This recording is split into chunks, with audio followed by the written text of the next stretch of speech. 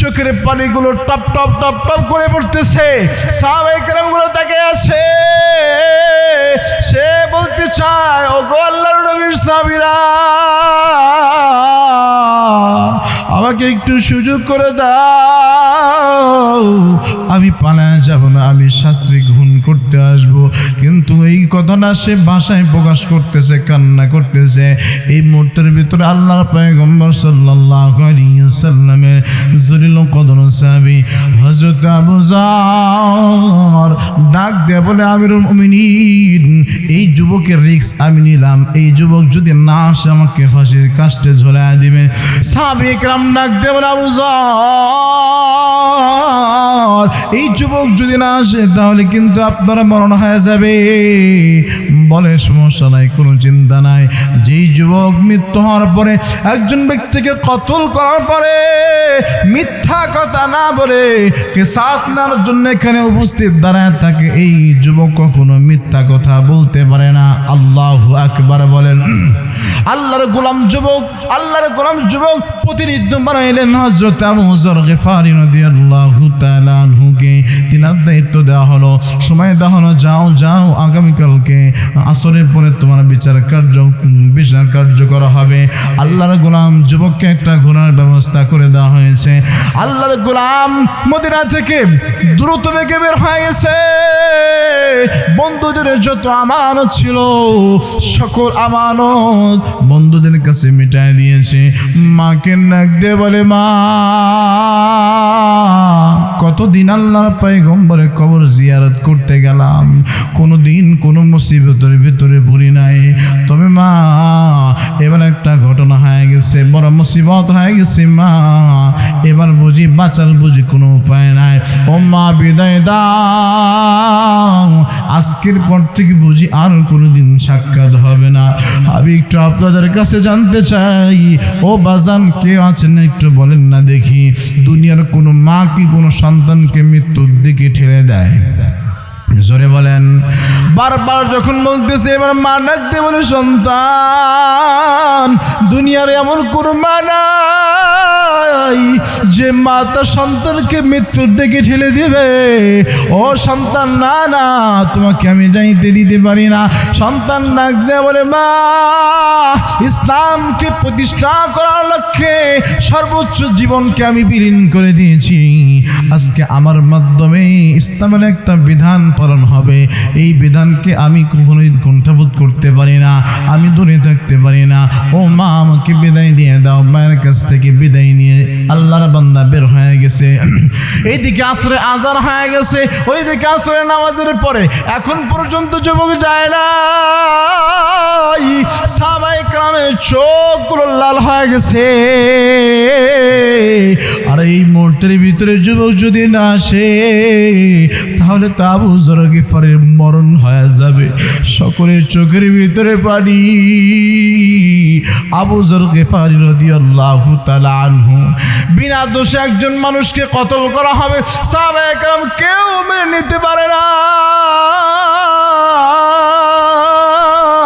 এবার আল্লাহর গোলাম আবু যর গিফারি রাদিয়াল্লাহু তাআলা আনহু আল্লাহর নবীর সাহাবীকে ডাক দিয়ে বলে, আবু যর, তোমার আসামি আসে নাই, যা এখন কথা অনুযায়ী তোমার ফাঁসির কাষ্ট হয়ে যাবে, তোমাকে ফাঁসির দড়িতে ঝুলাইতে হবে। যাও যাও, তুমি ফাঁসির দড়িটা গলায় নিয়ে নাও। এই মুহূর্তের মধ্যে আল্লাহর গোলাম যখন ফাঁসির কাষ্টে দাঁড়ায় গেছে, ও বাজান, একজন যুবক ডাক দিয়ে বলে, আমিরুল মুমিনিন, একটু অপেক্ষা করেন, কে যেন দেখা যায় দ্রুত বেগে একটা ঘোড়া নিয়ে আসতেছে, একটু অপেক্ষা করেন, আপনি একটু দেখি, একটু কাছে আসো। আল্লাহর গোলাম লক্ষ্য করে দেখে ওই যুবকটাই আসতেছে, যে যুবকটা কথা দিয়ে গেছে। আল্লাহু আকবার বলেন। ও মুসলমান ইমানদার সফল মুমিন যে ব্যক্তি হয়, সে কখনো তার ওয়াদা ভঙ্গ করতে পারে? ও মুসলমান ইমানদার আল্লাহর গোলাম সুজা কোরআনে ওই বিচার কার্য ফাঁসির কাষ্টের সামনে দাঁড়ায় গেছে। লাভ দিয়ে গেলে আবু যরকে জড়ায় ধরছে, জড়ায় ধরে ডাক দিয়ে বলে, আল্লাহর নবীর সাহাবী, আপনি আমার জানের বদলা হিসেবে ছিলেন, আপনার মতো মানুষ আর হয় না। আমি চলে আসছি, আপনাকে আর কষ্ট দিতে চাই না, আমি ফাঁসির কাস্টে ঝুলতে চাই। অবস্থান আবু যর কিন্তু সাধারণ কোনো সাহাবী নয়, আবু যর কিন্তু সাধারণ কোনো সাহাবী নয়। হযরতে আবু যর গিফারি, হযরতে আবু যর গিফারি খাদেমে খায়রুল বাশর, खिदमतों में जिंदगी भर ना बनाया अपना घर।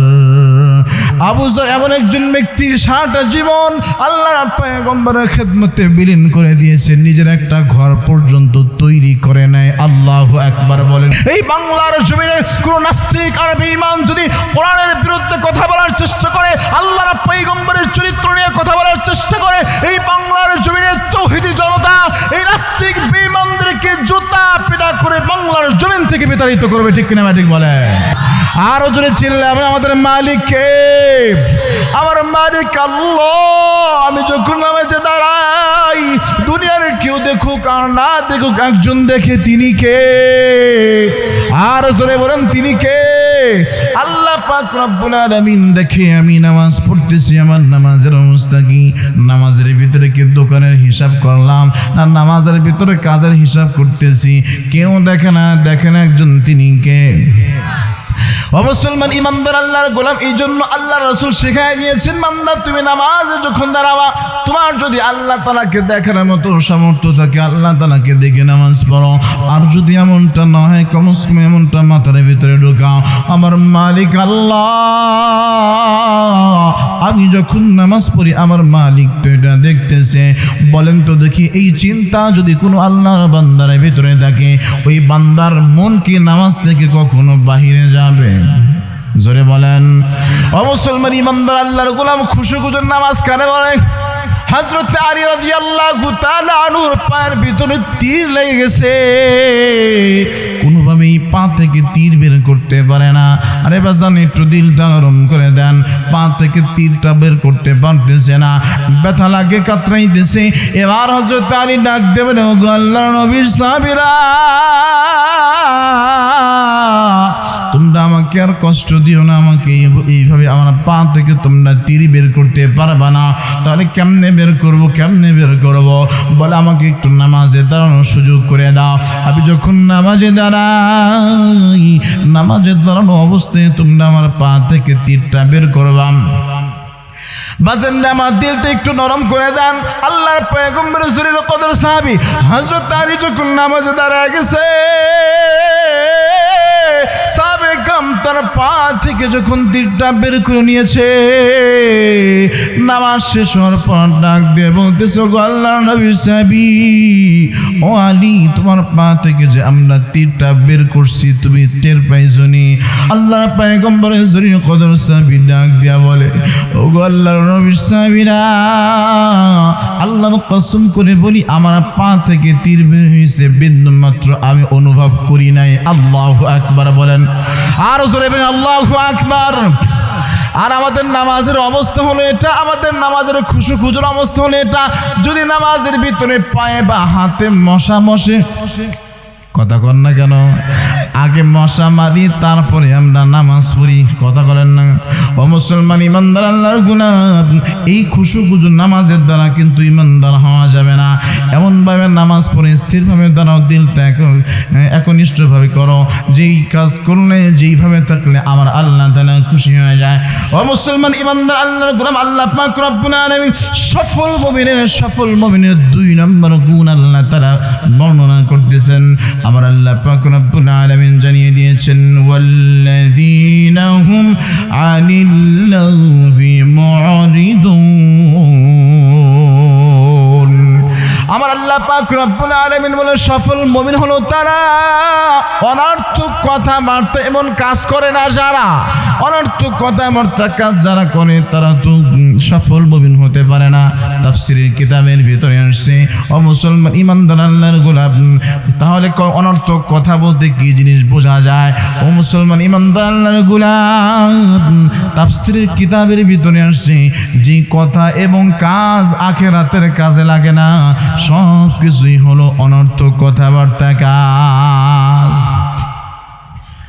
এবার আপনাদের মনের ভিতরে প্রশ্ন চলে আসছে, হুজুর যদি অনর্থক কথা মানে সবকিছু যদি অনর্থক হয়ে যায়, তাহলে আমরা তো দুনিয়ার বুকে ব্যবসা বাণিজ্য করি কি করি না?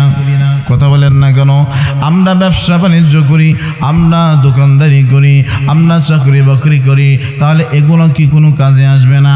ও মুসলমান ইমানদার আল্লাহর গোলাম, আল্লাহর কুরবান্দা যদি কোরআনটা একটু অধ্যয়ন করে, আল্লাহর রাসূলের হাদিসগুলো যদি একটু পড়তো, উলামায়ে কেরামের কাছে যদি যাইতো, তাহলে সব কিছু বান্দারে পরিষ্কার হয়ে যাইতো।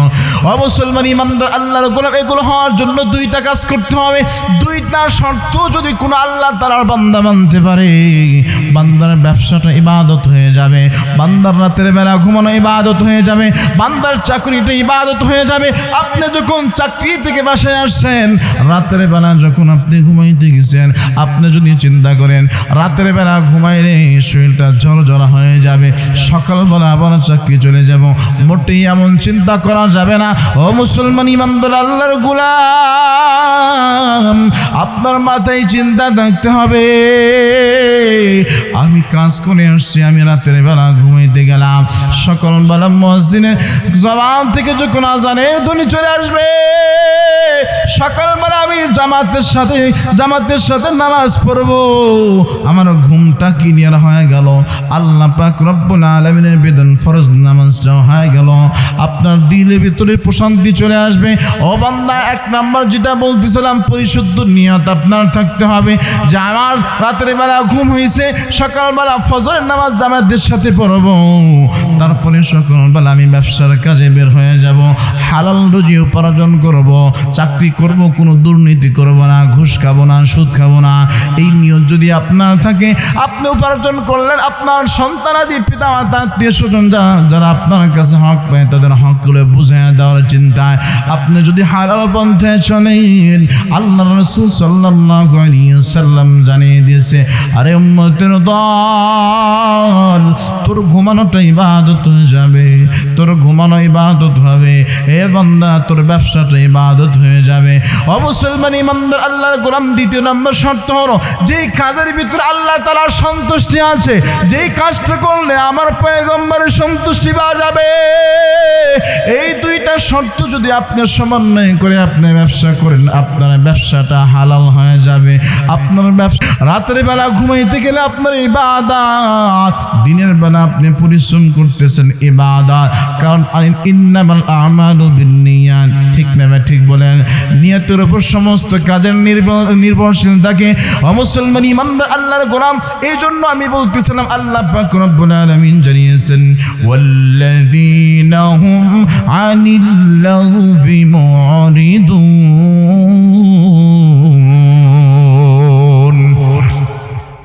আল্লাহ পাক রব্বুল আলামিন বলছে, বান্দা এজন্য সফল মুমিনের দুই নম্বর গুণ, বান্দা অনর্থক কোনো কথাবার্তা বলে না, বান্দা অনর্থক কোনো কাজ করে না। আল্লাহ পাক রব্বুল আলামিন সফল মুমিনের তিন নম্বর গুণ আল্লাহ তাআলা বর্ণনা করলেন, ওয়াল্লাযীনা হুম লিয-যাকাতি ফাঈলুন। আল্লাহু আকবার বলেন। ও মুসলমান ইমানদার আল্লাহর গুলো, আল্লাহ পাক রব্বুল আলামিন বলে, তিন নাম্বার সফল মুমিনের গুণ হলো, বান্দা আল্লাহ পাক রব্বুল আলামিন যে সম্পদ দিয়েছে, সম্পদ থেকে বান্দা যাকাত দিয়ে দিবে।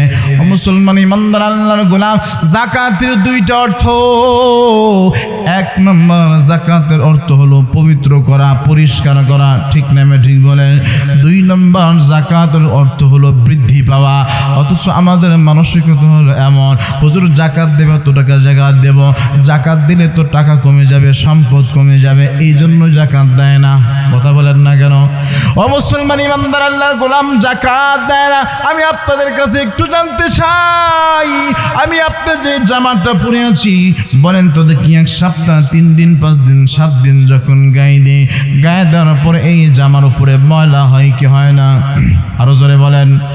7 দিন পরার পর ময়লা হয়ে যায়, তারপরে যখন আমরা সাবান দিয়ে সুন্দর করে জামাটা পরিষ্কার করি, আচ্ছা বলেন তো দেখি, জামার যে ময়লাটা থাকে, এই ময়লাটা কি আপনারা সুন্দর করে বাটিতে করে বা বোতলে করে ফ্রিজে সুন্দর করে সংরক্ষণ করেন? কথা বলেন না কেন? কেন? কারণ এটা জামার ময়লা, এর অবশিষ্ট এই ময়লাটা ফেলে দিতে হয়। কথা কন না কেন? ময়লা ফেলে দিতে হয়, এটা রাখার জিনিস নয়। আমার আল্লাহ পাক রব্বুল আলামিন বলে, বান্দারে যাকাত হলো এমন একটা জিনিস যে সম্পদ আমি আল্লাহ তাআলা দিয়েছি, একটা বছর ব্যবহার করার পরে এর ভিতরে কিছু ময়লা জমছে, এই ময়লাটা আমি আল্লাহ তাআলা যাকাত বলে চালায় দিলাম। এই ময়লাযুক্ত টাকাগুলো তোমার নয়, এই ময়লাযুক্ত টাকাগুলো গরিব দুঃখী অসহায়ের। কথা বলেন না কেন? গরিব দুঃখী অসহায় এতিম যারা আছে তাদের সম্পদ তাদেরকে যদি তুমি দিয়ে দাও, ওইটা আল্লাহ পাক রব্বুল আলামিন বলছে, ওয়াল্লাযীনা হুম লিযাকাতি ফাইলুন। যাকাতের দ্বিতীয় অর্থ আল্লাহ তাআলা বৃদ্ধি করে দিবে। ও বান্দা, তোমার প্রথমত আল্লাহ তাআলা এটাকে পরিষ্কার করবেন, এই সম্পদকে হেফাজত করবে। আল্লাহ তাআলা অল্পের ভিতরে আল্লাহ তাআলা বরকত দিয়ে দিবে। ও মুসলমান ইমানদার, আল্লাহর কোন এই বিশ্বাস আমাদের থাকা দরকার আছে না নাই? বলেন তো দেখি, সম্পদ দেওয়ার মালিক কে? সম্পদ দেওয়ার মালিক কে? আল্লাহ পাক রব্বুল আলামিন সম্পদ দেওয়ার মালিক আমার আল্লাহ তাআলা সম্পদ দেওয়ার মালিক। এই বিশ্বাস যদি আপনার থাকে তাহলে বলেন তো দেখি, যাকাত দেওয়ার দরকার আছে না নাই? ও মুসলমান ইমানদার, আল্লাহর গোলাম, যাকাত দেওয়া এটা কিসের গুণ? সফল মুমিনের গুণ। 3 নম্বর গুণ সফল মুমিনের 3 নম্বর গুণ হলো বান্দা যাকাত প্রদান করবে, আল্লাহ তাআলা সন্তুষ্টি অর্জন করবে। 4 নম্বর সফল মুমিনের গুণ সম্পর্কে আমার আল্লাহ পাক রব্বুল আলামিন জানিয়ে দিয়েছেন, ওয়াল্লাযীনা হুম লিফুরুজিহিম হাফিযুন।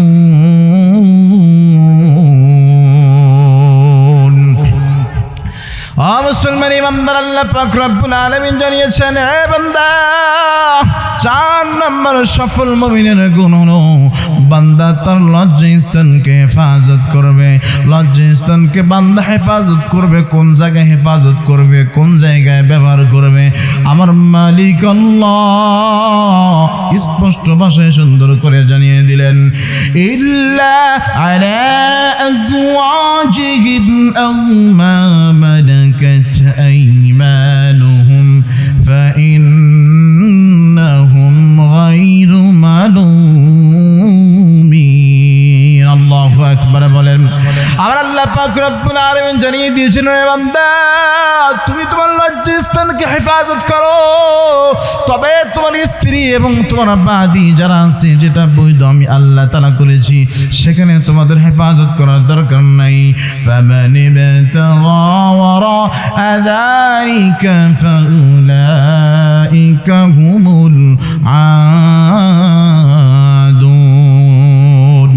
আমার আল্লাহ পাক রব্বুল আলামিন বলে, বান্দা, যেখানে আমি আল্লাহ তাআলা চাই না, আমি মালিকের নিষেধ যেখানে আছে, সেখানে যদি তুমি তোমার লজ্জাস্থানকে ব্যবহার করো, তুমি সীমা লঙ্ঘনকারী হয়ে যাবা।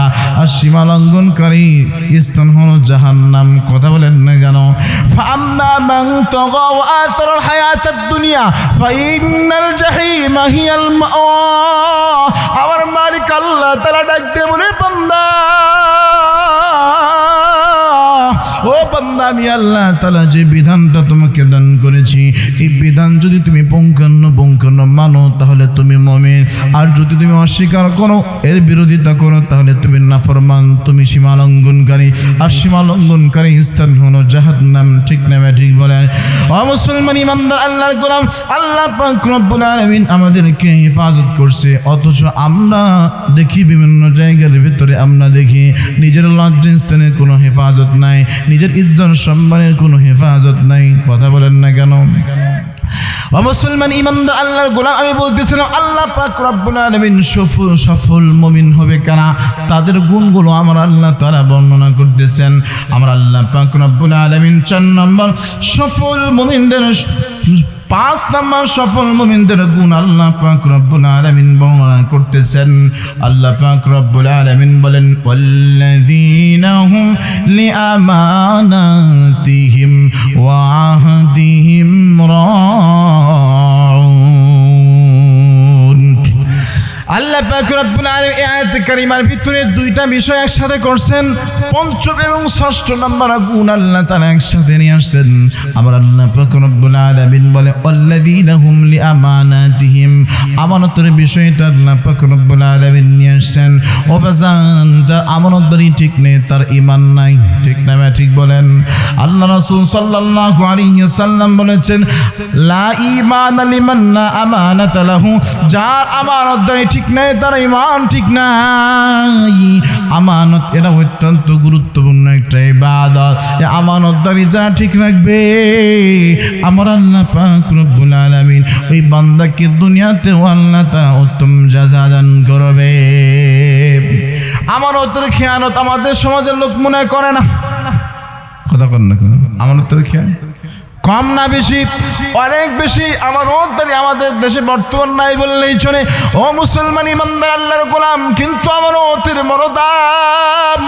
আমানতদারি যার ভিতরে ঠিক না থাকবে ওই বান্দার তো ঈমান ঠিক থাকবে না। বাজান দিয়ে দিনটা একটু নরম করে দেন, একটা মিসাল দিলে আপনারা বড় সহজে বুঝবেন আমানতদারি কারে বলে। তাবিঈ, বিখ্যাত তাবিঈ কাজী আবু বকর, একজন যুবকের নাম কাজী আবু বকর। আল্লাহর গোলাম 3 দিন পর্যন্ত না খেয়ে আল্লাহর গোলাম ঘুরতেছে, এই মক্কার বাজার দিয়ে ঘুরতেছে। হঠাৎ করে একজন বৃদ্ধ, তার কিছু সম্পদ হারায় গেছে। আল্লাহর গোলাম পাহাড়ে চড়ে দাঁড়ায় এলান করতেছে, ও হে মক্কার লোকেরা, এই মক্কার বাজারে কোটি টাকার সম্পদ আমার হারায় গেছে। আমার একটা থনে হারায় গেছে, কোটি টাকার সম্পদ হারায় গেছে। তোমরা যদি কেউ পেয়ে থাকো তাহলে আমার সম্পদটা তোমরা আমাকে দিয়ে দাও, কারণ পাওয়া সম্পদ তোমাদের জন্য বৈধ না। তবে আমি একটা ঘোষণা দিচ্ছি, আমার কোটি টাকার সম্পদ যদি তোমরা কেউ পেয়ে দিতে পারো তাহলে আমি আমার পক্ষ থেকে তোমাদেরকে কিছু হাদিয়া দেব। হাদিয়া ঘোষণা করতে দেরি হয়েছে, পিছন থেকে একজন যুবক হাতটা ধরে ফেললেন। এবার বুড়া আর বুঝতে বাকি নাই, হ্যাঁ হয়তো বা আমার হারের খবর হয়ে গেছে, সম্পদের খবর হয়ে গেছে। আল্লাহর গোলাম ডাক দিয়ে বলে, বাবা, আপনার যে সম্পদটা হারাইছে এটার বিবরণ কি আপনি দিতে পারবেন নাকি? বলে, হ্যাঁ, আমি এই সম্পদের বিবরণ দিতে পারবো। বাজান দিয়ে আমার দিলটা নরম করে দেন। আল্লাহর গোলাম সাথে করে নিয়ে বাড়িতে গেলেন। বাড়িতে যাওয়ার পর একটা ব্যাগ নিয়ে আসছেন, বলতেছেন আপনার সম্পদের বিবরণ আপনি দেন। আল্লাহর গোলাম ডাক দিয়ে বলতেছে, ও বাবা, আমার যে হারটা আছে ওই ব্যাগের ভিতরে সুন্দর একটা হার, ওই হারের ভিতরে মণি মুক্তা খচিত বিভিন্ন পাথর আছে, কয়টা পাথর আছে সবগুলো বিবরণ যখন দিয়েছে, কাজী আবু বকর সেই ব্যাগটা যখন তার হাতের ভিতরে দিয়ে দিয়েছে, টাকা দেখে যা সে বলছে তার যে হারটা হারিয়েছিল হুবাহু হারটা তাকে ঘুরায় দেওয়া হয়েছে, কোনো কমতি হয় নাই। বাজান আমরা আমি আপনাদেরকে শুধুমাত্র কেবলমাত্র বোঝাইতে চাই যে আল্লাহ পাক রব্বুল আলামিন যে আমানত দিয়েছেন, আমানতের কত গুরুত্ব দেখেন। কাজী আবু বকর 3 দিন পর্যন্ত কোনো খাবার খায় না, পেটের ভিতরে বড় ক্ষুধা। এবার বুড়া ডাক দিয়ে বলে, যুবক রে, এই যে আমি এলান করেছিলাম আমার সম্পদ যদি কেউ পায় দেয় আমি তাকে 500 দিরহাম দান করবো, হাদিয়া তাকে দিয়ে দেব, এই নাও তোমার হাদিয়া, তুমি নাও। আল্লাহর গোলাম কাজী আবু বকর ডাক দিয়ে বলেন, না না, আমি এত সুন্দর একটা আমল করেছি, আমানতের খেয়ানত আমি করি নাই, আমানতের পুরস্কার কিন্তু আমার আল্লাহ তাআলা দিবে। আমানতের পুরস্কার কে দিবে? আরো জোরে বলে, আমানতের পুরস্কার কে দিবে? কাজী আবু বকর ডাক দিয়ে বলে, না না, মাত্র কেমন এত সুন্দর একটা ইবাদত করো না, আমানতের পুরস্কার আমার মালিক আল্লাহ তাআলা দিবে, এটা আমার জানা আছে। সামান্য মাত্র 500 দিরহাম দিয়ে আমি আমার আল্লাহ তাআলার কাছ থেকে এই আমানতের পুরস্কার নেওয়া থেকে দূরে থাকতে পারি না। না না না, আপনি সম্পদ নিয়ে যায়, অথচ 3 দিন পর্যন্ত না খায় আছে। এবার পুরা বারবার রিকোয়েস্ট করতেছে, ও বাবা নাও, তুমি 3 দিন ধরে অনাহারে আছো। আল্লাহর গোলাম ডাক দে বলে, আল্লাহর গোলাম, যে মালিক আমাকে অনাহারে রাখছে সে মালিক আমাকে খাবার দিতেও পারে। আল্লাহু আকবার বলেন। এটা হচ্ছে ঈমান, সফল মুমিনের ঈমান এটা। আল্লাহর গোলাম বুড়া এখন সামনের দিকে যায়, এক পা সামনের দিকে দেয়, বারবার আবার পিছনের দিকে তাকাইতেছে। আরে আল্লাহ তাআলা যে কোরআনের ভিতরে মুমিনের গুণের কথা বলছে, এটাই তো সেই সফল মুমিন দেখতেছি যে আমানতের খেয়ানত করে না। এই যুবকের কথা বারবার চিন্তা করে, আর আল্লাহর গোলাম যখন চলে গেল, ও বাজান রে আমার দিলটা নরম করে দেন। এই কাজী আবু বকর প্রায় এক যুগ পরে আরব সাগরে তিনি ভ্রমণ করার জন্য লঞ্চের উপরে উঠে গেছে। ও মুসলমান ইমানদার আল্লাহর গোলাম, প্রচন্ড ঝড়ের কারণে ওই নদীর মাঝখানে, সমুদ্রের মাঝখানে যখন ডুবে গেছে, কেউ বেঁচে নাই। কিন্তু আল্লাহ তাআলা, আল্লাহ পাক রব্বুল আলামিন কাজী আবু বকরকে ঢেউ আল্লাহ পাক রব্বুল আলামিন ইয়ামান দ্বীপের পাশে নিয়ে পালাইছে। আল্লাহর গোলামের যখন জ্ঞানটা ফেরার পর আল্লাহর গোলাম তিনি তাকায় দেখে, আরে মসজিদের মিনার দেখা যায়। আল্লাহর গোলাম জ্ঞানে আসার পরে বলে, আলহামদুলিল্লাহ যে কেউ বাঁচে নাই, আল্লাহ তাআলা আমারে বাঁচায় রাখছে, শুকরিয়া তার আল্লাহ তাআলা। আল্লাহর বান্দা দৌড় দিয়ে মসজিদের ভিতরে চলে গেছে। 2 রাকাত নামাজ পড়ে বান্দা এবার চিল্লা মধুর কণ্ঠে তেলাওয়াত করতেছে। তেলাওয়াত করে কোরআন যখন তেলাওয়াত করে, ইয়ামান দ্বীপের লোকেরা, আশেপাশের লোকেরা সব ঘিরে গেছে। আরে এত সুন্দর মজার তেলাওয়াত কি করতেছে দেখার জন্য সকল মানুষ ভিড় জমায় ফেলেছে। আল্লাহর গোলামের যতক্ষণ মনে চাইছেন শুকরিয়া দেন, ততক্ষণ পর্যন্ত আল্লাহর গোলাম তেলাওয়াত করতেছে। হঠাৎ করে তেলাওয়াত যখন আল্লাহর বান্দা বন্ধ করে দিল, তাকায় দেখে চতুর্দিক দিয়ে মানুষ। আল্লাহর গোলাম ডাক দিয়ে বলে, ও হে আল্লাহর গোলামেরা, আমি কোথায় আছি আমি জানি না। আমি আরব সাগর দিয়ে আসছিলাম, আমি ডুবে গিয়ে কোথায় আসছি, এটা কোন দেবে আসছে আমি তাও জানি না। আমি একটু আমার দেশে মক্কায় যেতে চাই, তোমরা কি কেউ আমার মক্কার রাস্তা বলে দিতে পারবে? এবার এলাকাবাসী সকলে মিলে ডাক দিয়ে বললেন, না ওগো আল্লাহর গোলাম, তুমি তো এখানে এমনি আসো নাই, আমার আল্লাহ তাআলা নিজেই তোমাকে এখানে পাঠাইছে। আল্লাহু আকবার বলে তুমি নিজে আসো না, এখানে আমার আল্লাহ তাআলা পাঠিয়েছে। বলে কেমনে আল্লাহ তাআলা পাঠাইলো? বলে আমাদের মসজিদের ইমাম সাহেব কয়েকদিন আগে মারা গেছে, আমাদের কি কোরআন শিক্ষা দিবে এমন কোনো লোক নাই। আল্লাহ পাক রব্বুল আলামিন কোরআন ওয়ালা সুবতে কোরআন হিসেবে তোমাকে আল্লাহ তাআলা পাঠাইছে, আমাদের ইমামতির দায়িত্ব দিয়ে পাঠাইছে, আমাদেরকে কোরআন শেখানোর জন্য আল্লাহ তাআলা তোমাকে পাঠাইছে। ও আল্লাহর গোলাম, এখান থেকে বহু দূর মক্কা, আমাদের এখানে কোরআনের তালিম দেওয়ার বলতে কেউ নাই। তুমি তোমার বাড়ির কথা বলে যাও, তুমি আমাদেরকে তালিম দাও। বলেন তো দেখি ওয়ারিসুল আম্বিয়ার কাজ কি? তাদের কাজই তো কোরআনের তেলাওয়াত করা, কোরআনের তালিম দেওয়া, ঠিক না? ঠিক বলেন।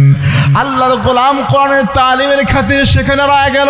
আল্লাহর গোলাম 5 ওয়াক্ত নামাজ পড়ায়, আল্লাহর গোলাম দাওয়াত করে, আল্লাহর গোলাম দাওয়াত দেয়, তাবলীগ করে। আল্লাহ পাক রব্বুল আলামিনের গোলাম কাজী আবু বকর দীর্ঘদিন যখন অতিক্রম হয়ে গেছে, ও মুসলমান ইমানদার আল্লাহর গোলাম এখন চলতেছে ফিরতেছে খায়। এবার এলাকাবাসী মুসল্লিরা ডাক দিয়ে বলে, হুজুর দীর্ঘদিন তো হয়ে গেল, একা এই দ্বীপের ভিতরে আপনি সময় কেমনে পার করবেন?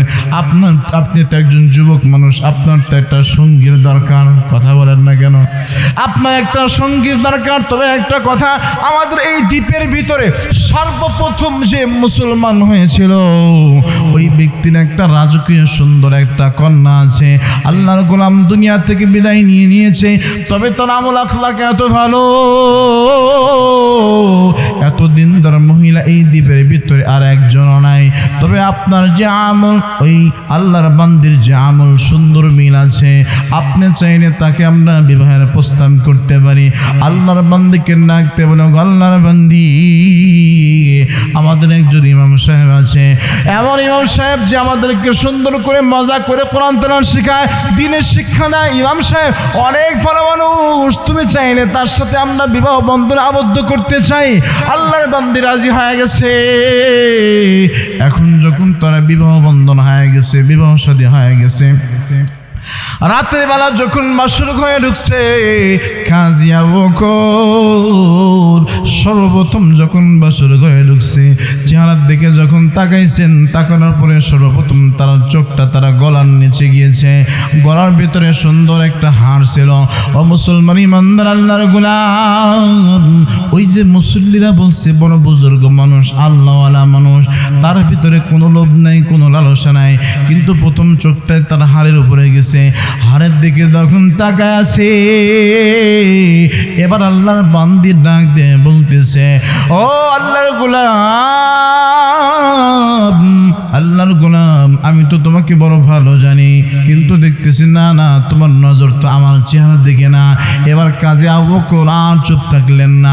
আল্লাহর গোলাম ডাক দিয়ে বলো, ও গো আল্লাহর বান্দি, ও বিবি আমার, তুমি আমাকে খারাপ মন্তব্য করিও না। আমি তোমার গলার দিকে তাকায় আছি, একটা কারণ আছে, কারণ আছে। বলে কোন কারণে তুমি আমার গলার দিকে তাকায় আছো? আল্লাহর বান্দিকে ডাক দিয়ে বলে, স্ত্রী আমার, তোমার যে গলার হাড়টা আছে, এই গলার হাড়টা আমার বড় চিনা চিনা লাগে। আল্লাহু আকবার বলেন। বলে আমার এই হাত দুনিয়ার কেউ তো দেখে না, এই হাত তো আমার বাবা আমাকে দিয়েছে, অদ্বিতীয় তোর কারো চেনার কথা না। তুমি এই হাতটা কেমনে চেনো বলো? বলে না না, আমার বড় চেনা চেনা লাগে, মক্কার বাজারে এই হাতটা বুঝে আমি পেয়েছিলাম। এবার আল্লাহর বান্দি ডাক দিয়ে বলে, স্বামী আমার, আর বুঝতে আমার বাকি নাই। আমার বাবা মৃত্যুর আগ পর্যন্ত আপনার কথা বলে বলে চোখের পানি ফালাইছে, আর আল্লাহ পাক রব্বুল আলামিনের কাছে দোয়া করছে, ওগো দয়ার আল্লাহ, একটু আল্লাহ ডাক দেন না, আল্লাহ, আর জোরে মহব্বতে ডাক দেন আল্লাহ, আর জোরে মহব্বতে ডাক দেন আল্লাহ। ও মুসলমান ইমানদার আল্লাহর গোলাম, আল্লাহর বান্দা ডাক দিয়ে বলে, স্বামী আমার বাবা যতদিন পর্যন্ত দুনিয়ার বুকে জীবিত ছিল, আমার বাবা আপনার কথা বলেছে, আর বলছে এমন একটা যুবক যদি পাইতাম যার সাথে তোমার বিবাহ দেব, এমন একটা যুবক, কোটি টাকার স্বর্ণ, কোটি টাকার সম্পদ সে নেয় নাই, তাকে হাদিয়াটা দিলাম, হাদিয়া পর্যন্ত নেয় নাই, সে আখিরাতের আশায় দুনিয়ায় কোনো কিছু সে নেয় নাই, এমন একটা যুবক, জান্নাতি যুবক বলে বেরো খন্দন করেছে। স্বামী আমার, হ্যাঁ এটাই সে হার। এবার স্ত্রী গলার থেকে খুলে স্বামীর হাতে দেওয়া দেয়, ডাক দেওয়ার স্বামী আমার, আমি আপনাকে এটা হাদিয়া দিয়ে দিলাম, আপনি চাইলে এটা বিক্রিও করতে পারেন, আপনি চাইলে এটা দানও করতে পারেন। আল্লাহু আকবার বলেন। আল্লাহ পাক রব্বুল আলামিনের বান্দা, আল্লাহ পাক রব্বুল আলামিনের বান্দার আমানতের কারণে, আমানতের খেয়ানত না করণের কারণে আল্লাহ পাক রব্বুল আলামিন কোটি টাকার সম্পদ দুনিয়াতেও আল্লাহ তাআলা মিনা দিয়েছেন। ও মুসলমান ইমানদার আল্লাহর গোলাম, যে কথা আমি বলতেছিলাম, ওয়াল্লাযীনা হুম লিআমানাতিহিম ওয়া আহদিহিম রাউন। আল্লাহ পাক রব্বুল আলামিন আয়াতের প্রথম অংশের ভিতরে আমানতের কথা বলেছে। যার ভিতরে আমানতদারি নাই তার ঈমান ঠিক নেই, ঠিক না ঠিক বলেন? এই জন্য আমার আমানত ঠিক থাকতে হবে। আমানত ঠিক না থাকলে আমি কিন্তু মুমিন হতে পারবো না। সফল মুমিন হওয়ার জন্য বান্দা 5 নম্বর শর্ত হলো আমানতদারি ঠিক থাকতে হবে। ও মুসলমান ইমানদার আল্লাহর গোলাম, আল্লাহ পাক রব্বুল আলামিন আয়াতের পরের অংশের ভিতরে বলেন, ওয়া আহদিহিম রাউন, বান্দার কথায় কাজে মিল থাকতে হবে, বান্দার ওয়াদা ভঙ্গ করা যাবে না, জবানের বড় দাম থাকতে হবে। বাজান রে আমার দিলটা নরম করে দেন, জবানের, মুসলমানের জবানের বড় দাম। বান্দা তুমি ওয়াদা করেছো, ওয়াদা করার পরে যদি তুমি ওয়াদা ভঙ্গ করো, এটা মুমিনের সিফাত নয়, ঠিক না ঠিক বলেন? ও মুসলমান ইমানদার আল্লাহর গোলাম, ওয়াদা করার পরে বারবার ওয়াদা ভঙ্গ করার সিফাত হলো মুনাফিকের সিফাত। কথা বলেন না কেন? আল্লাহ রাসূল সাল্লাল্লাহু আলাইহি ওয়াসাল্লাম বলেন, ইযা হাদাসা কাযাবা, মুনাফিকের 1 নম্বর সিফাত হলো যখন কথা বলে তো মিথ্যা কথা বলে। ওয়া ইযা ওয়াদা আখলাফা, ওয়াদা করলে ওয়াদা ভঙ্গ করে। ওয়া ইযা উতমিনা খানা, আমানতের খেয়ানত করে। এই গুণগুলো হচ্ছে মুনাফিকের গুণ। কিন্তু মুমিন ব্যক্তি যে হবে, মুমিন ব্যক্তি কখনো তার কথার বড় খেলাফ করবে না, ঠিক নেবে ঠিক বলেন? বাজানরে আমার ছোট্ট একটা মিসাল দিলে আপনারা সহজে বুঝবেন। আল্লাহর পয়গম্বর সাল্লাল্লাহু আলাইহি ওয়াসাল্লামের জলিল কদর সাহাবী হযরত ওমর ফারুক রাদিয়াল্লাহু তাআলা আনহু জামানা চলতেছে। মদিনার বাহিরে একজন যুবক আল্লাহ পয়গম্বরের কবর জিয়ারত করার জন্য মাঝে মধ্যে দৌড়ে চলে আসে। এবারও আল্লাহর গোলাম ঘোড়াই করে আল্লাহর গোলাম দৌড়াইতে ঘোড়া চড়াইতে মদিনায় আসছে আল্লাহর পয়গম্বরের কবর জিয়ারত করবে। ও মুসলমান, আমি বুঝাইতে চাই, জবানের কত দাম একটু বুঝাইতে চাই। আল্লাহর গোলাম যখন ঘোড়া নিয়ে আসতে বলো কমায় জমিন বড় ক্লান্ত হয়ে গেছে। ও মুসলমান ইমানদার, আল্লাহর গোলাম মদিনার ভিতরে ঢুকে গেছে। মদিনার ভিতরে ঢোকার পর মদিনায় তো খেজুরি জমিন, খেজুরের বাগান দিয়ে ভরপুর। একটা জমির ভিতরে আল্লাহর গোলাম ঢুকছেন। যাওয়ার পরে বাগানের ভিতরে ঢোকার পরে দীর্ঘ পথ আল্লাহর গোলাম আসছে। শরীরটা বড় ক্লান্ত হয়ে গেছে, আর মনে চায় না সামনে দিকে আগায়। এই ক্লান্ত শরীর নিয়ে আল্লাহর গোলাম বাগানের ভিতরে ঢুকে গেলেন। আল্লাহর গোলাম চিন্তা করলো আমি একটু বিশ্রাম নেওয়ার জন্য আল্লাহর গোলাম ঘোড়াটা ছেড়ে দিল। তিনি চিন্তা করলো আমি যেমন ক্লান্ত হয়েছি তার উপরে আরোহণ করে আসছে, আমি ক্লান্ত হয়ে গেছি। আরে সে তো আমাকে বহু দূর থেকে আমাকে আরোহণ করে নিয়ে আসতেছে, সেও তো ক্লান্ত হয়ে গেছে, তারাও তো একটু দানা পানি খাওয়ার দরকার আছে রে নাই। ঘোড়াটা যখন ছেড়ে দিল, এই ঘোড়াটা এইদিকে খাইতে খেজুরের বাগানের ভিতরে ঢুকে গেল। এইদিকে আল্লাহ তাআলা বান্দা সারাদিন কষ্ট করে আসার কারণে আল্লাহর গোলাম যখন শুয়েছে, শোয়ানোর সাথে সাথে আল্লাহর গোলামের চোখের ভিতরে ঘুম চলে আসছে, ঘুমায় গেছে। আল্লাহর গোলাম ঘুমায়, ওইদিকে ঘোড়াটা সামনে দিকে বাড়ছে। ওইদিকে বাগানের যে মালিকটা আছে, ও বাজান বাগানের যে মালিক আছে বৃদ্ধ একজন ব্যক্তি, বলে কেবল খেজুর গাছের নতুন চারা রোপণ করেছি, একটু চারাগুলো দেখে আসি। দুপুরের পরে আল্লাহর বান্দা চারাগুলো দেখার জন্য আসছি। আসার পরে তিনি লক্ষ্য করে দেখে চারাগুলো উপরে কে যেন একটা হিংস্র পানি, এটার উপরে পাড়া দিয়ে নষ্ট করে ফেলেছে। আল্লাহর গোলাম কিছু দূর যাওয়ার পরে তাকায় দেখে বিশাল আকৃতির একটা ঘোড়া। এই অবস্থা দেখে আল্লাহর গোলাম ওই ঘোড়াকে হত্যা করার লক্ষ্য না। আল্লাহর বান্দার চিন্তা ছিল যদি ঘোড়াটা একটু সাইডে চলে যায়, জমির কিনারায় চলে যায়, তাহলে গাছগুলো বাঁচবে। এই জন্য আল্লাহর বান্দা ছোট্ট একটা পাথর নিক্ষেপ করছো। পাথর আল্লাহর বান্দা নিক্ষেপ করছে। ও বান্দা, ও বাজান, বলেন তো দেখি মরণ যদি আল্লাহ তাআলা দেয়, বলেন তো দেখি বড় পাথরের দরকার হয়? আল্লাহ পাক রব্বুল আলামিনের একটা পরীক্ষা এটা। ছোট্ট একটা পাথর দিয়ে যখন এত বড় একটা ঘোড়ার উপরে আঘাত করছে, এমন জায়গায় গিয়ে লাগছে, সাথে সাথে ধরাশায়ী হয়ে ঘোড়াটা মৃত্যুবরণ করেছে। বাজান রে আমার, এবার যখন যুবকের ঘুম ভেঙে গেছে, ঘোড়াকে আঘাত করার পর মারা গেছে। বুড়া কিন্তু এক পাও লড়ে নেই। তিনি চিন্তা করলো কার অন্যায় আমি করলাম, দাঁড়ায় আছে আল্লাহর গোলাম, দাঁড়ায় আছে। এইদিকে আল্লাহর গোলাম যুবকের ঘুম ভেঙে গেছে। ঘুম ভাঙার পর আল্লাহর গোলাম চতুর্দিকে খুঁজতেছে, আরে আমার ঘোড়াটা কোথায় গেল?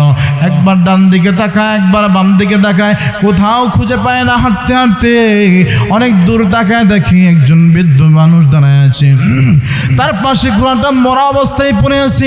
আল্লাহর গোলাম যুবক ডাক দিব, গো আল্লাহর গোলাম, আমার ঘোড়াটার এই অবস্থা কেন? তুমি কি কিছু জানো নাকি? আল্লাহর গোলাম এবার সত্য সব কথা বলে দিলেন। ডাক দিয়ে বলল, আল্লাহর গোলাম, আমি ঘোড়াটাকে মারতে চাই নাই, তবে একটু সরাইতে চেয়েছিলাম। সে আমার অন্যায় করতেছে, আমার গাছগুলো নষ্ট করতেছে, এই জন্য একটু সরাইতে চেয়েছিলাম। ছোট্ট একটা পাথর দিয়ে আমি আঘাত করেছি, কিন্তু তোমার ঘোড়াটা মারা গেছে, এই জন্য আমি এখানে দাঁড়ায় আছি ক্ষতিপূরণ দেওয়ার জন্য। বলেন তো দেখি, দীর্ঘ পথ আসছে। যুবক মানুষ যখন এই কথাটা শুনছে, নিজের পছন্দের এত ভালো একটা ঘোড়া, সবসময় যার সাথে চলাফেরা করে, এই মারার কথা শোনার পরে আল্লাহর গোলামের মেজাজ বড় কঠোর হয়ে গেছে। তার চুল এবং দাড়ি ধরে ধাক্কা মারছে। ধাক্কা মারার পরে আল্লাহর গোলামও সেখানে সাথে সাথে মারা গেছে। ও বাজান, আমাদের সমাজের অবস্থা হয়তো যদি কোনো ব্যক্তি যদি রাস্তা দিয়ে চলতেছে, গাড়ি যে মোটর সাইকেলে চলতেছে, বলেন তো দেখি গাড়ি পার যদি থাকে 40-এ, গাড়ির নিচে যদি একটা মুরগির বাচ্চা যায়, বলেন তো দেখি ওই গাড়ির ড্রাইভারের টান কতই থাকবে? কমপক্ষে 70। কথা কান না কেন? জরিমানা দেওয়ার ডরে আল্লাহর বান্দা আরো জোরে যাবে। কিন্তু আল্লাহর গোলাম যুবক বড় পেরেশানির ভিতরে দাঁড়ায় আছে। হাইরে, আমি এমন কাজটা কেমনে করলাম? কিভাবে আল্লাহর গোলামটাকে আমি হত্যা করে ফেললাম? দুনিয়ার বুকে কেসাস নেওয়ার জন্য আল্লাহর গোলাম দাঁড়ায় আছে। ওইদিকে ওই বৃদ্ধর 2টা সন্তান বাবাকে খোঁজার জন্য খুঁজতে খুঁজতে যখন বাগানের ভিতরে আসছে, দীর্ঘক্ষণ পর্যন্ত বাবাকে পায় না।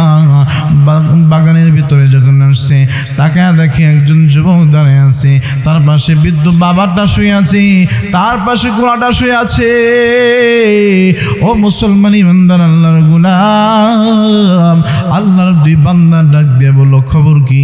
কি ব্যাপার? আমার বাবার কি হয়েছে? বলে, তোমার বাবাকে আমি হত্যা করে ফেলেছি।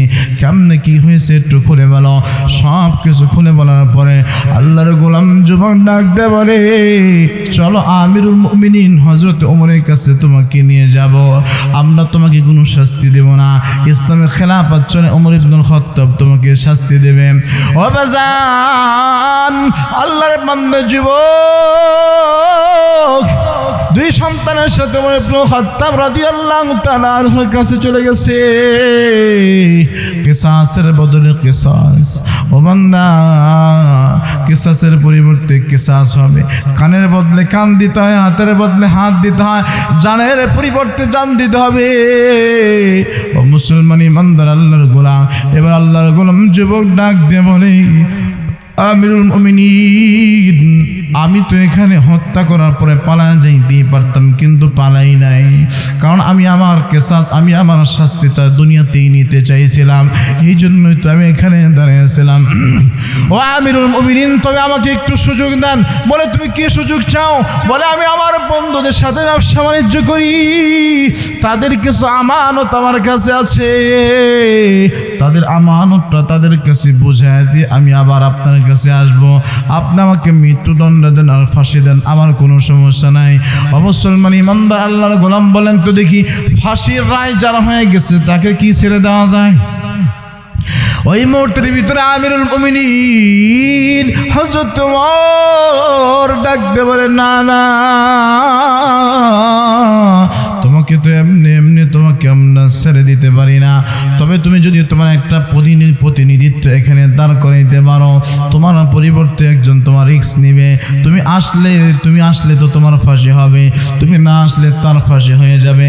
এমন কোনো প্রতিনিধি যদি তুমি রেখে যাইতে পারো, তাহলে তোমাকে ছেড়ে দেওয়া হবে। মুসলমান ইমানদার আল্লাহর গোলাম ওই মুহূর্তের ভিতরে সাহাবায়ে কেরামের কাছে একজনের কাছে ওইভাবে একজনের কাছে যায়, এখান থেকে আরেকজনের কাছে যায়, কিন্তু কারো কেউ রাজি হয় না। আল্লাহর গোলাম চোখের পানি ছেড়ে দিয়েছে। মালিকের সাথে কথা চলতেছে, দুনিয়ার কোনো মানুষের সাথে না। চোখের পানিগুলো টপ টপ টপ টপ করে পড়তেছে। সাহাবায়ে কেরামগুলো তাকে আছে, সে বলতে চায়, ও গো আল্লাহর নবীর সাহাবীরা, আমাকে একটু সুযোগ করে দাও, আমি পালায় যাব না, আমি শাস্ত্রী গ্রহণ করতে আসব। কিন্তু এই কথাটা সে ভাষায় প্রকাশ করতেছে, কান্না করতেছে। এই মুহূর্তের ভিতরে আল্লাহর পয়গম্বর সাল্লাল্লাহু আলাইহি ওয়াসাল্লামের জলিল কদর সাহাবী হযরত আবু যর ডাক দিয়ে বলে, আমিরুল মুমিনিন, এই যুবকের রিস্ক আমি নিলাম, এই যুবক যদি না আসে আমাকে ফাঁসির কাস্টে ঝোলায় দিবে। সাহাবায়ে কেরাম ডাক দিয়ে বলে, আবু যর, এই যুবক যদি না আসে তাহলে কিন্তু আপনারা মরণ হয়ে যাবে। বলে সমস্যা নাই, কোনো চিন্তা নাই। যেই যুবক মৃত্যু হওয়ার পরে একজন ব্যক্তিকে কতল করার পরে মিথ্যা কথা না বলে কিসাস নেওয়ার জন্য এখানে উপস্থিত দাঁড়ায় থাকে, এই যুবক কখনো মিথ্যা কথা বলতে পারে না। আল্লাহু আকবার বলেন। আল্লাহর গোলাম যুবক প্রতিনিধি বানাইলেন হযরত আবু যর গিফারি রাদিয়াল্লাহু তাআলা আনহুকে। তিনার দায়িত্ব দেওয়া হলো, সময় দেওয়া হলো, যাও আগামীকালকে আসরের পরে তোমার বিচার কার্য করা হবে। আল্লাহর গোলাম যুবককে একটা ঘোড়ার ব্যবস্থা করে দেওয়া হয়েছে। আল্লাহর গোলাম মদিনা থেকে দ্রুত বেগে বের হয়ে গেছে। বন্ধুদের যত আমানত ছিল সকল আমানত বন্ধুদের কাছে মিটাই দিয়েছে। মাকে ডাক দিয়ে বলে, মা কতদিন আল্লাহর পয়গম্বরের কবর জিয়ারত করতে গেলাম, কোনোদিন কোনো মুসিবতের ভিতরে পড়ি নাই। তবে মা এবার একটা ঘটনা হয়ে গেছে, বড় মুসিবত হয়ে গেছে মা, এবার বুঝি বাঁচার কোনো উপায় নাই। ও মা বিদায় দাও, আজকের পর থেকে বুঝি আর কোনোদিন সাক্ষাৎ হবে না। আমি একটু আপনাদের কাছে জানতে চাই, ও বাজান কে আছেন একটু বলেন না দেখি, দুনিয়ার কোনো মা কি কোনো সন্তানকে মৃত্যুর দিকে ঠেলে দেয়? জোরে বলেন। বারবার যখন বলতেছে, এবার মা ডাক দিয়ে বলে, সন্তান দুনিয়ার এমন কোন মা নাই যে মা তার সন্তানকে মৃত্যুর দিকে ঠেলে দিবে। ও সন্তান, না তোমাকে আমি যাইতে দিতে পারি না। সন্তান ডাক দিয়ে বলে, মা ইসলামকে প্রতিষ্ঠা করার লক্ষ্যে সর্বোচ্চ জীবনকে আমি বিলীন করে দিয়েছি। আজকে আমার মাধ্যমে ইসলামের একটা বিধান পালন হবে, এই বিধানকে আমি কখনোই কুণ্ঠাবোধ করতে পারি না, আমি দূরে থাকতে পারি না। ও মা আমাকে বিদায় দিয়ে দাও। মায়ের কাছ থেকে বিদায় নিয়ে আল্লাহর বান্দা বের হয়ে গেছে। এইদিকে আসরে আজান হয়ে গেছে, ওইদিকে আসরে নামাজের পরে এখন পর্যন্ত যুবক যায় না। সাহাবায়ে কেরামের চোখগুলো লাল হয়ে গেছে।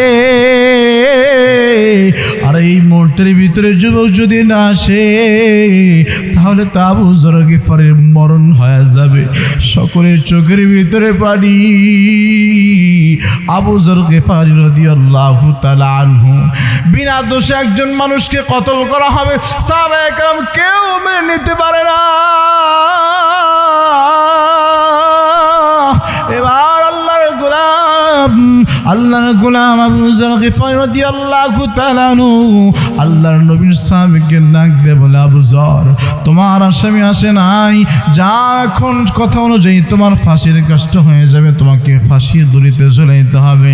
যাও তুমি ফাঁসির দড়িটা গলায় নিয়ে নাও। এই মুহূর্তের মধ্যে আল্লাহর গোলাম যখন ফাঁসির কাষ্টে দাঁড়ায় গেছে, ও বাজান একজন যুবক ডাক দিয়ে বলে, আমিরুল মুমিনিন একটু অপেক্ষা করেন, কে যেন দেখা যায় দ্রুত বেগে একটা ঘোড়া নিয়ে আসতেছে, একটু অপেক্ষা করেন, আপনি একটু দেখি, একটু কাছে আসো। আল্লাহর গোলাম লক্ষ্য করে দেখে ওই যুবকটাই আসতেছে, যে যুবকটা কথা দিয়ে গেছে। আল্লাহু আকবার বলেন।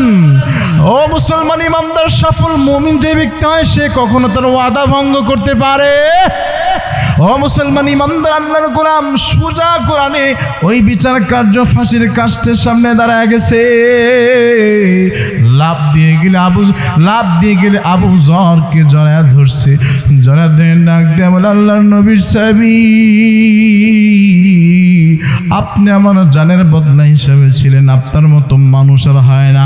আমি চলে আসছি, আপনাকে আর কষ্ট দিতে চাই না, আমি ফাঁসির কাষ্টে ঝুলতে চাই।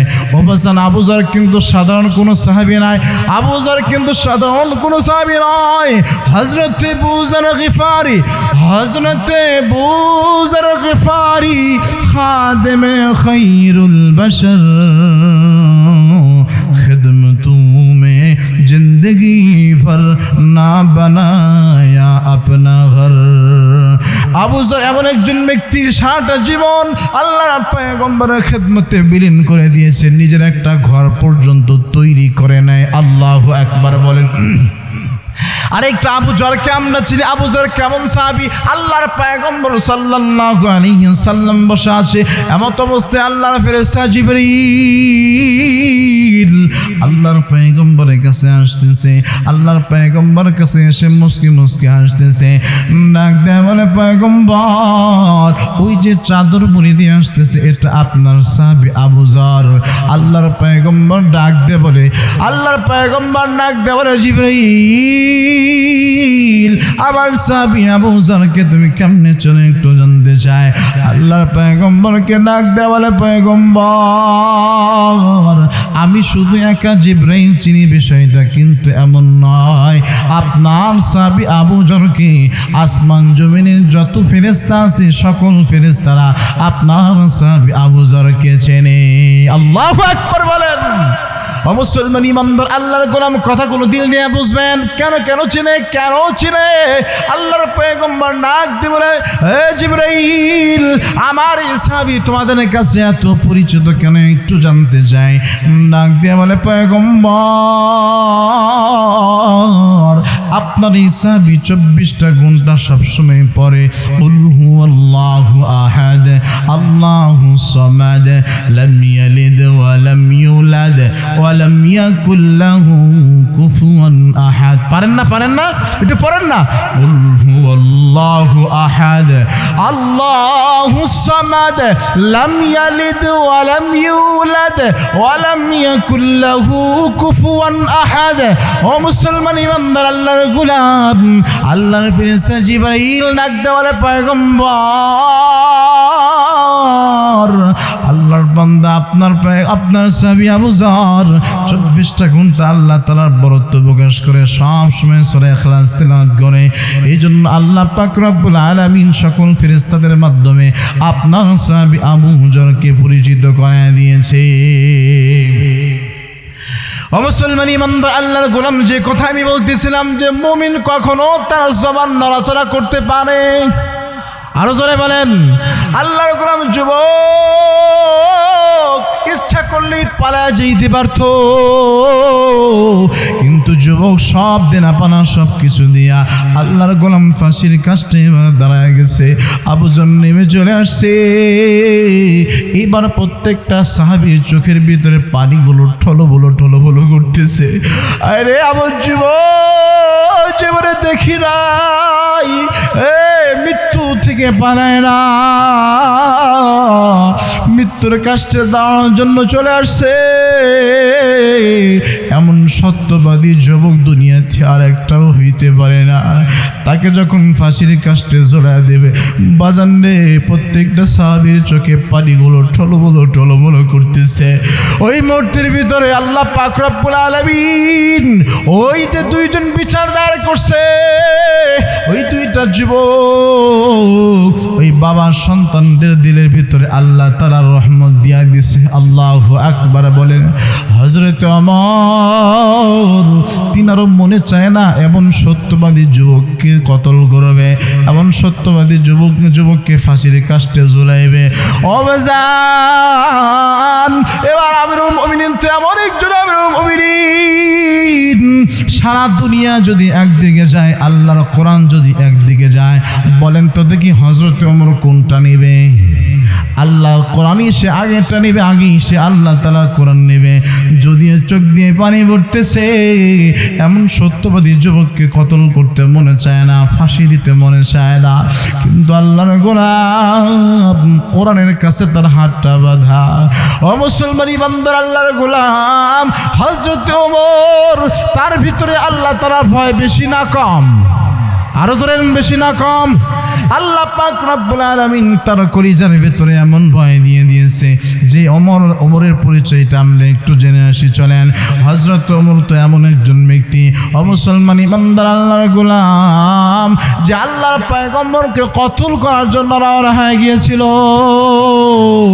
আল্লাহ পাক রব্বুল আলামিনকে কতল করতে যাবে, বের হয়ে গেছে, অথচ কতল করতে পারে নাই। আল্লাহর পয়গম্বর দোয়া করছিলেন, আল্লাহ 2 ওমরে 1 ওমরকে কবুল করো। আল্লাহ তাআলা ওমর ইবনুল খাত্তাবকে কবুল করছেন।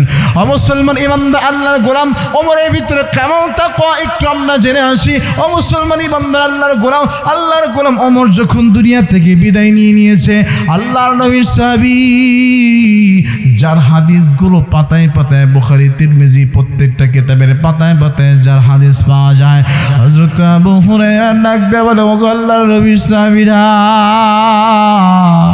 আজকে শুধু ওমর দুনিয়া থেকে যায় নাই, আজকে দুনিয়া থেকে অর্ধেক বিলীন হয়ে গেল।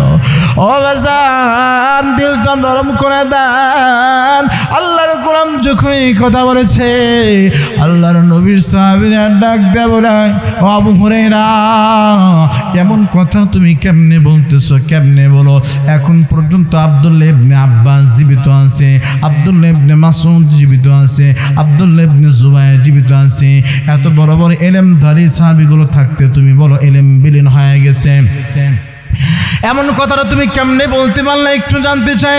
বাজান রে আমার একটু দিলটা নরম করে দেন। আল্লাহর গোলাম আবু হুরায়রা রাদিয়াল্লাহু তাআলা আনহু ডাক দেন, ওগো নবীর সাহাবীরা, আব্দুল্লাহ ইবনে মাসউদের ভিতরে ইলম বেশি, আব্দুল্লাহ ইবনে আব্বাসের কাছে ইলম আছে, আব্দুল্লাহ ইবনে জুবায়েরের কাছে ইলম আছে। তবে তোমরা আমাকে একটু বলো, হযরতে ওমর ফারুকের মতো তাকওয়া কাদের ভিতরে আছে? আল্লাহু আকবার বলুন। বলে ওমরের মতো তাকওয়া কার ভিতরে আছে? তার মতো তাকওয়া তো কারো কাছে নাই। ও মুসলমান, হযরতে ওমরের কেমন তাকওয়া! আল্লাহর গোলাম রাষ্ট্রীয় কাজ করার জন্য রাতের বেলায় বসে বসে কুপি বাতি জ্বালায় রাষ্ট্রের কাজগুলো করতেছে, লিখতেছে।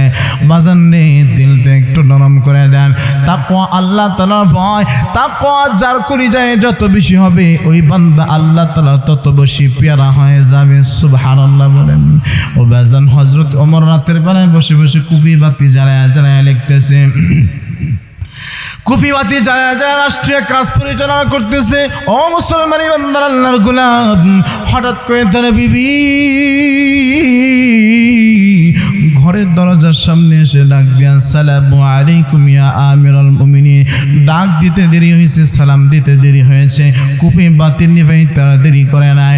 হযরত ওমরকে ডাক দিয়ে বলে, স্বামী আমার, আমি তো আপনার বৈধ স্ত্রী, আমি আপনার বৈধ বিবি। আপনি আমার গলার আওয়াজ শোনার পরে আপনি আপনার কুপি বাতিটা নিভাই দিলেন কেন একটু জানতে চাই। বাজান রে, হযরত ওমর ডাক দিয়ে বলেন, স্ত্রী, ও বিবি আমার, কেন নিভাইছে জানো নাকি? আমি বসে বসে এতক্ষণ পর্যন্ত রাষ্ট্রীয় কাজ পরিচালনা করতেছি, রাষ্ট্রীয় কাজ করতেছি। এই মাটির যে তেলটা আছে রাষ্ট্রের টাকা দিয়ে কেনা।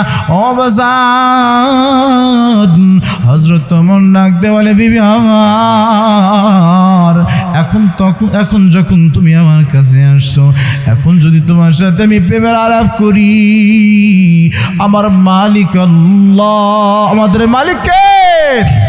আমার মালিক আল্লাহ যদি ডাকতে পারে, ওমর, রাতের অন্ধকারে কুপি বাতি জ্বালায় তুমি তোমার বিবির সাথে প্রেমের আলাপ করেছো, কোন সম্পদ দিয়ে তুমি রাতের বেলায় গল্প করলা, আমি ওমর আল্লাহ তাআলাকে কি জবাব দেব?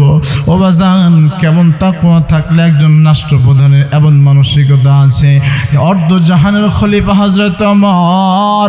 ও বাজান, এবার হযরত ওমর ডাক দিয়ে বলে, বিবি আমার, তুমি আমার কাছে কেন আসছো একটু জানতে চাই, কি প্রয়োজন তোমার, কেন তুমি আমার কাছে আসছো? বাজান রে, আল্লাহর গোলাম ডাক দিয়ে বলতেছে, ও আমিরুল মুমিনিন, আগামীকাল কি ঈদের দিন, মদিনার বাচ্চাগুলো নতুন জামা কিনেছে, আগামীকাল কি ঈদের ময়দানে যাবে। আমার সন্তান আব্দুল্লাহ, তার কোনো নতুন জামা নাই, তার কোনো ভালো জামা নেই, জামার ব্যবস্থা করে দেন। আল্লাহর গোলাম হযরত ওমর বিবিকে ডাক দেয়া বলে, বিবি আমার,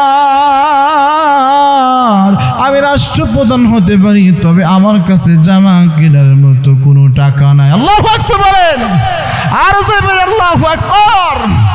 আমি রাষ্ট্রপ্রধান, তবে আমার কাছে কোনো টাকা নাই। আল্লাহর অগ্রিম কিছু বেতন নিয়ে আপনি আমার আব্দুল্লাহর জন্য নতুন জামার ব্যবস্থা করে দেন। ও বাজান, আমি একটু আপনাদের কাছে জানতে চাই, বলেন তো দেখি, সন্তানের কাছে বলেন তো বাবার মায়া মোহাব্বত ভালোবাসা কম না বেশি? আমিরুল মুমিনিন সে হতে পারে, তবে তার অত সন্তান, তার কলিজায় সন্তানের মায়া মোহাব্বত ভালোবাসা আছে না নাই? মায়া মোহাব্বত ভালোবাসা নিয়ে বিবিকে বিদায় করে দিয়েছে। আল্লাহর গোলাম বাইতুল মালের কেশিয়ারের কাছে চলে গেছে, বাইতুল মালের দরজার সামনে দাঁড়ায় সালাম দিয়েছে। ও মুসলমান ইমানদার, আল্লাহর গোলাম বাইতুল মালের কেশিয়ার দরজা খুলে দিয়েছে। বাইতুল মালের কেশিয়ার যখন দরজা খুলে দিয়েছে, তাকে দেখে হযরত ওমর সামনে দাঁড়িয়ে আছে। ও মুসলমান ইমানদার, আল্লাহর গোলাম আল্লাহর বান্দা ডাকতে বলে, আসসালামু আলাইকুম ইয়া আমিরুল মুমিনিন, আপনি আমার দরজার সামনে দাঁড়ায় আছেন, আপনি যদি খবর দিতেন আমি তো আপনার কাছে চলে যাইতাম। হযরত ওমর ডাকতে বলে, না না, প্রয়োজন আমার, তাই আমি তোমার কাছে আসছি। বলে, এত রাত্রেতে আপনি কোন প্রয়োজনের কারণে আসছেন একটু জানতে চায়। ডাকতে বলে, ও কিশোর, আগামীকাল ঈদের দিন আমার কলিজার টুকরা সন্তানের জন্য জামা কিনতে হবে। এখনো মাস শেষ হয় নাই, কয়েকদিন এখনো বাকি আছে। আমাকে কি কিছু অগ্রিম বেতন দেওয়া যায় নাকি? বাজান রে, আমাদের দেশের রাষ্ট্রীয় প্রধান যদি চাইতো, বলেন তো দেখি, বাইতুল মালের কেশিয়ার কি করতো? ট্রাক ভরে টাকা তার বাড়ি পর্যন্ত পৌঁছায় দিত। কথা কন না কেন? রাষ্ট্রীয় প্রধানের সাথে ভালো সম্পর্ক রাখতে হবে, কিন্তু বাইতুল মালের কেশিয়ার, আরে আল্লাহ রাসূল সাল্লাল্লাহু আলাইহি ওয়াসাল্লাম কেমন জামাত তৈরি করেছে। আল্লাহর গোলাম বাইতুল মালের কেশিয়ার ডাকতে বলে, ওমর, ও আমিরুল মুমিনিন, আপনি আমিরুল মুমিনিন, আপনি রাষ্ট্রীয় প্রধান, আমি বাইতুল মালের কেশিয়ার, আপনি সম্পদ চাবেন আমি দেব, এটাই স্বাভাবিক। কিন্তু একটা কথা আমিরুল মুমিনিন, আমি আপনাকে একটা শর্তে আপনাকে অগ্রিম বেতন দিতে পারি। বলে, কি শর্ত তোমার একটু জানতে চাই। আল্লাহর গোলাম ডাক দিয়ে বলে, আমিরুল মুমিনিন, আর কয়েকদিন যে বাকি আছে, মাস এখনো শেষ হয় নাই, বাকি কয়টা দিন আপনি দুনিয়াতে জীবিত থাকবেন, এই গ্যারান্টিটা যদি আপনি দিতে পারেন, তাহলে আপনাকে সম্পদ দিতে, বেতন দিতে আমার কোনো সমস্যা নাই। বাজান রে, আমার দিলটা নরম করে দেন। হযরত ওমর চোখের পানি ছেড়ে দিয়েছেন, ডাকতে বলে, বাইতুল মালের কেশিয়ার, লাগবে না, লাগবে না, আমার বেতন লাগবে না। আমি যদি একদিন আগে মারা যাই, আমার মালিক যদি আমাকে জিজ্ঞাসা করে কি জবাব দেব? বলেন তো দেখি, 5 দিন বাঁচবে, এই গ্যারান্টি কেউ দিতে পারবে? আরো জোরে বলেন। ও বাজান, যে কথা থেকে আমি একটু ভিতরে ঢুকে গিয়েছিলাম যে ওমরের মতো তাকওয়া কার আছে, ওমরের মতো তাকওয়া কার আছে, এই জন্যই তো বলতেছিলাম হযরত ওমরের দিলটাও কিন্তু নরম, তার দিলের ভিতরে আল্লাহ তাআলার ভয়, চোখের ভিতরে পানিগুলো টলমল টলমল করতেছে। মনে চায় না এমন সত্যবাদী যুবককে ফাঁসির কাস্টে ঝুলাইতে মনে চায় না, কিন্তু আল্লাহর গোলামের কলিজা তো মানে না। আল্লাহ তাআলার বিধান একদিকে যাব, চোখ দিয়ে পানি পড়ে। সাহাবায়ে কেরাম যারা তারা আছে, প্রত্যেকটা বান্দার চোখ দিয়ে পানি পড়তেছে, টপ টপ করে পানি পড়তেছে। ও মুসলমান ইমানদার, আল্লাহর গোলাম ফাঁসির দড়ি যখন গলার ভিতরে ঢোকায় দিয়েছে, আল্লাহ তাআলা যুবক দুইটার ভিতরে রহম দান করছে। আল্লাহর গোলাম দুইটা যুবক ডাক দিয়ে বলে, আমিরুল মুমিনিন, একটু দাঁড়ান, আমার বাবাকে যুবক কতল করছে, এটা সত্য কথা। তো যেই যুবক এই সময়ের ভিতরে এত সত্য কথা বলে, এত সত্যবাদী একটা যুবক, যারা মহাব্বতে, যারা মায়ের প্রত্যেকটা সাহাবীর চোখ দিয়ে পানি ঝরে, এই যুবক সাধারণ কোনো যুবক হতে পারে না। ওগো আমিরুল মুমিনিন, আমার ভাইকে আমি আর আসামির কাতারে রাখতে চাই না। আমি আমার বিচার যেটা দিয়েছিলাম আমি অর্ধ করে নিলাম, আমার কোনো অভিযোগ তার সম্পর্কে নাই। ও আমিরুল মুমিনিন, আমি তাকে মাফ করে দিয়েছি, আপনি তাকে আমাদের ভয় বানায় দেন। আল্লাহ পাক রব্বুল আলামিন আমার বাবাকে লক্ষ লক্ষ কোটি টাকার সম্পদ আমার বাবাকে দান করেছে, তাকে আপনি আমার ভাই বানায় দেন। আমি তার ভাই হিসাবে আমার বাবার সম্পদ যেটা আছে আমি তাকে ভাই হিসাবে সম্পদের ওয়ারিস হিসাবে বানাইতে চাই। আল্লাহু আকবার বলেন, আর জোরে বলেন আল্লাহু আকবার। ও মুসলমান ইমানদার আল্লাহর গোলাম, আমি যেই কথা থেকে একটু ভিতরে ঢুকেছিলাম, ওয়াল্লাযীনা হুম লিআমানাতিহিম ওয়া আহদিহিম রাউন।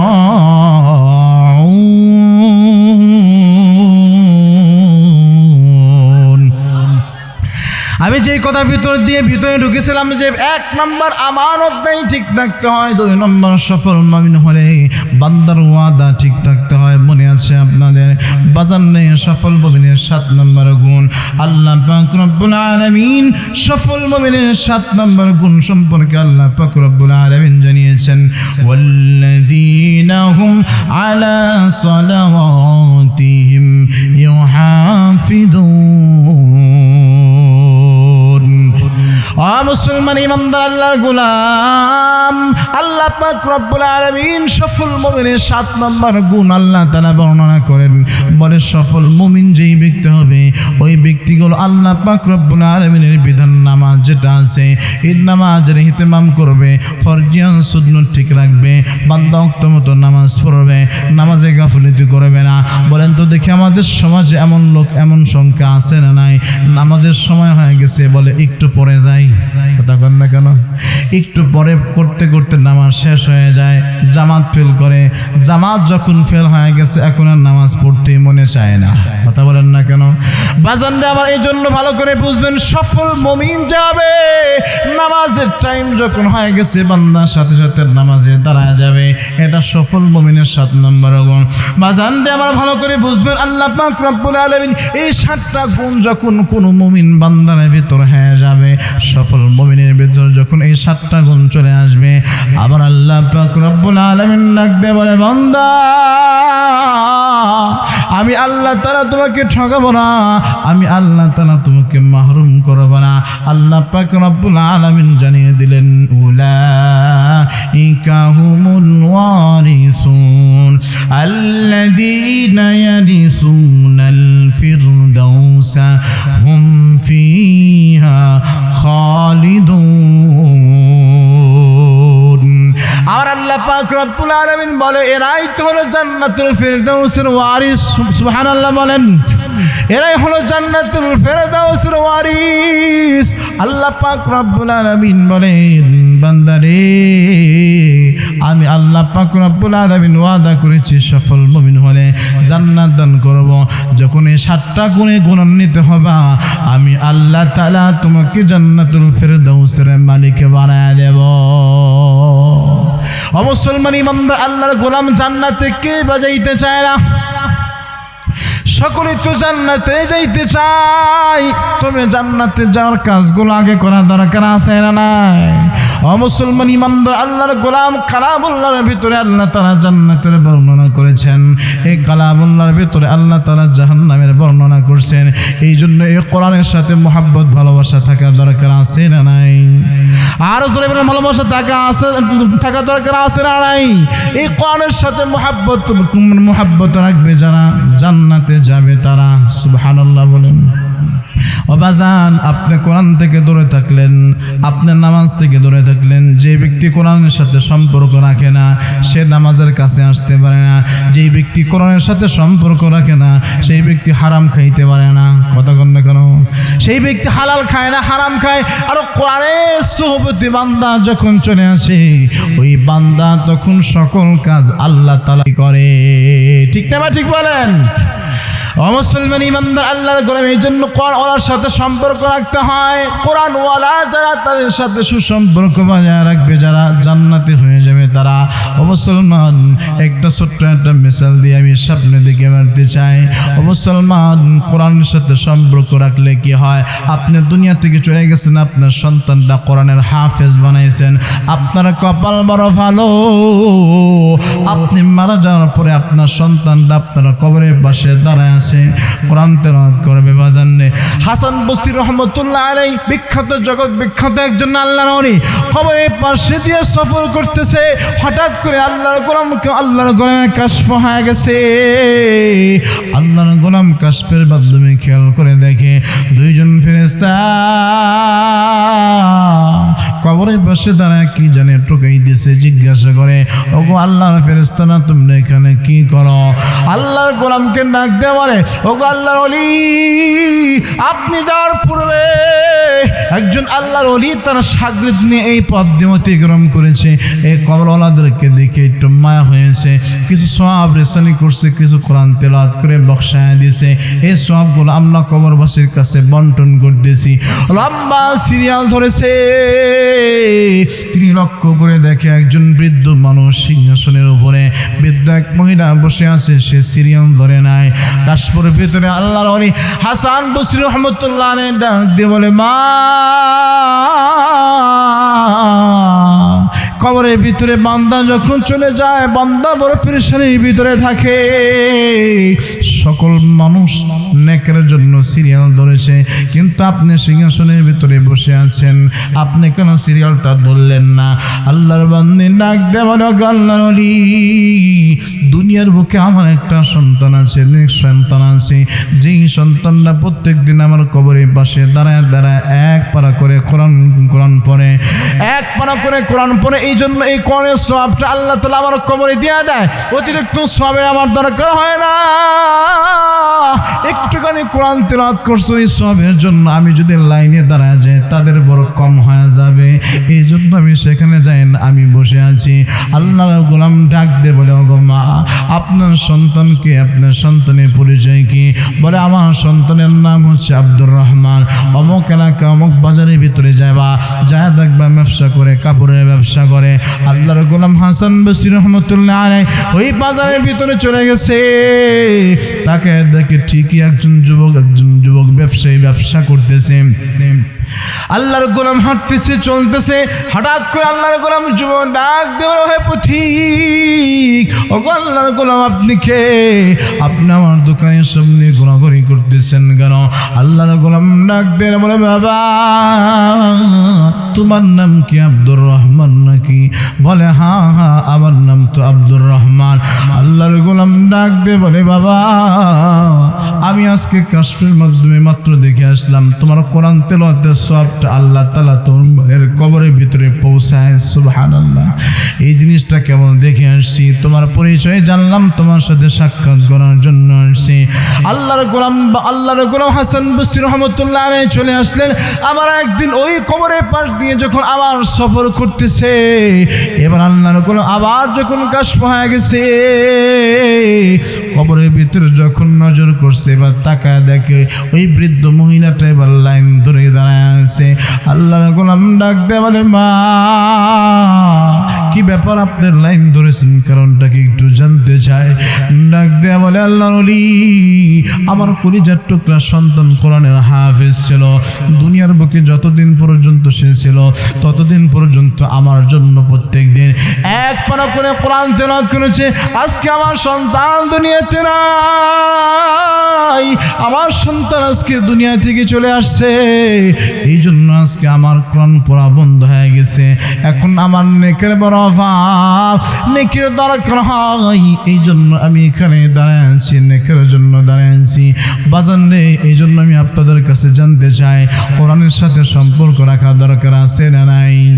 এই মাদ্রাসার সাথে সম্পর্ক রাখা দরকার আছে না নাই?